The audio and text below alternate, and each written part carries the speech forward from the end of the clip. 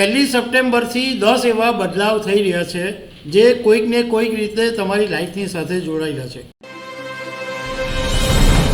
દર મહિનાની 1લી તારીખે ઘણી બધી બાબતોમાં બદલાવ આવે છે. એવી રીતના હવે 1 સપ્ટેમ્બરે પણ ઘણા બધા બદલાવો આવે છે જે તમારી જિંદગીની સાથે જોડાયેલા છે. Income tax return, UPS, ATM, credit card, આવા ઘણા બધા નિયમો છે જેનો બદલાવ થવાનો છે. તો એના વિશે હું તમારી સાથે વાત કરીશ. મારું નામ રાજેશ શાહ છે અને તમે જોઈ રહ્યા છો ગુજરાતના સૌથી મોટા ડિજિટલ ન્યૂઝ પ્લેટફોર્મ ખબરછે.com.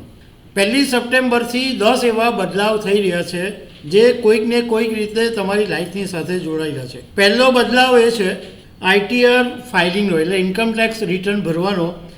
આ વખતે આવકવેરા વિભાગે ઇન્કમટેક્સ રિટર્ન ફાઇલનો જે સમય હતો એ 30 જુલાઈથી વધારીને 15 સપ્ટેમ્બર કરેલો.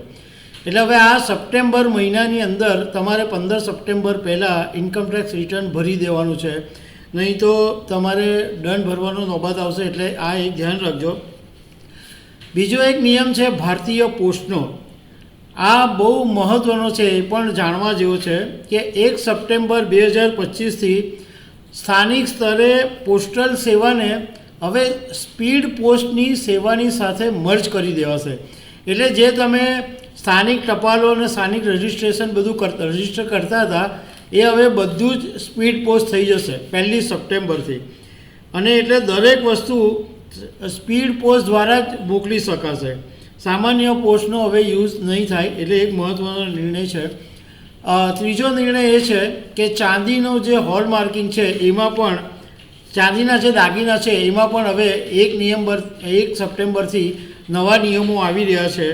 અને આ નિયમની અંદર શરૂઆતમાં સ્વૈચ્છિક રાખવામાં આવશે. એટલે ગ્રાહક છે એ હોલમાર્કિંગ અને નોન હોલમાર્કિંગ ઘરેણાં છે એ બી ખરીદી શકે. ચોથો નિયમ જે દર વખતે એલપીજી ગેસ સિલિન્ડરનો ભાવ છે એની અંદર બદલાવ આવી શકે. કોમર્શિયલ ગેસ, એલપીજી સિલિન્ડર એ બધાના ભાવ બદલાશે. સીએનજી, પીએનજી, જેટ ફ્યુઅલ એના પણ ભાવ 1 સપ્ટેમ્બરથી બદલાશે, કારણ કે દર મહિનાની 1લી તારીખે આ બધાના ભાવ બદલાતા હોય છે. છઠ્ઠો નિયમ જે છે ક્રેડિટ કાર્ડનો, એમાં સ્ટેટ બેંક ઓફ ઇન્ડિયાએ પસંદગીના ક્રેડિટ કાર્ડમાં નિયમોની અંદર ફેરફાર કર્યા છે.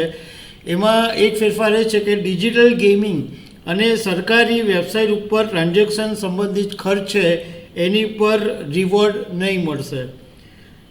એટીએમનો ચાર્જ મોંઘો થશે, કારણ કે ડિજિટલને સરકાર પ્રોત્સાહન આપી રહી છે. એટલે હવે એટીએમમાં તમે જે નિર્ધારિત રકમથી વધારે રકમ ઉપાડશો તો એની પર વધારાનો ચાર્જ બેન્કો લાગુ કરશે.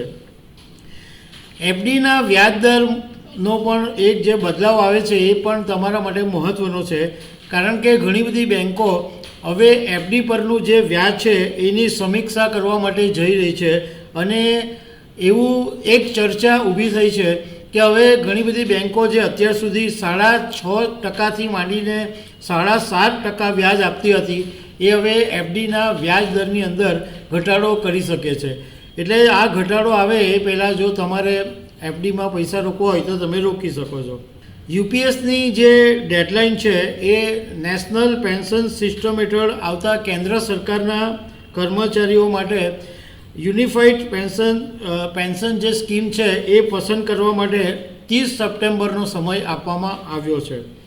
એફડીની યોજના છે એમાં ખાસ કરીને આઈડીબીઆઈ બેંકની એક 444 દિવસ, 555 દિવસ અને 700 દિવસની એક સ્પેશિયલ એફડીની જે સ્કીમ છે એ 30 સપ્ટેમ્બરે છેલ્લી તારીખ છે. એની અંદર થોડું ઇન્ટરેસ્ટ વધારે આપવામાં આવે છે. તો આ 10 એવા ફેરફારો છે જે 1 સપ્ટેમ્બરથી થવાના છે.